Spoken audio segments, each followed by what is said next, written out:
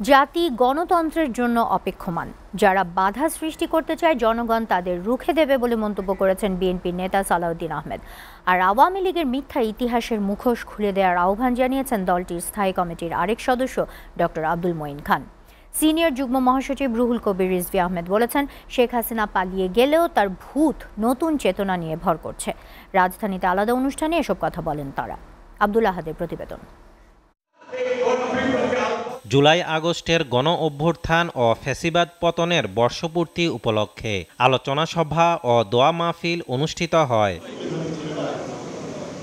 সভায় বিএনপির সিনিয়র যুগ্ম মহাসচিব অ্যাডভোকেট রুহুল কবির রিজভী বলেন, আবারও একমাত্রিক দেশ গড়ার চেষ্টায় গভীর ষড়যন্ত্র চলছে। আবার সেই একমাত্রিক একটি দেশ করার প্রচেষ্টা চলছে, গভীর ষড়যন্ত্র চলছে। এই ষড়যন্ত্রের জন্য 16 বছর দেশনেত্রী বেগম খালেদা জিয়া লড়াই করেননি, এই জন্যই গোটা দেশকে সংগঠিত করেননি বিএনপির ভারপ্রাপ্ত চেয়ারম্যান তারেক রহমান।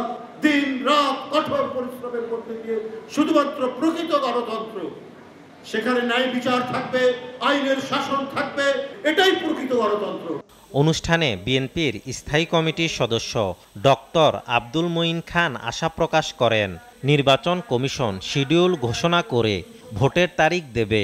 সেই 2008 সালের নির্বাচনও কিন্তু সুষ্ঠু নিরপেক্ষ ছিল না, সেটি ছিল পরিকল্পিতভাবে একটি সাজানো নির্বাচন।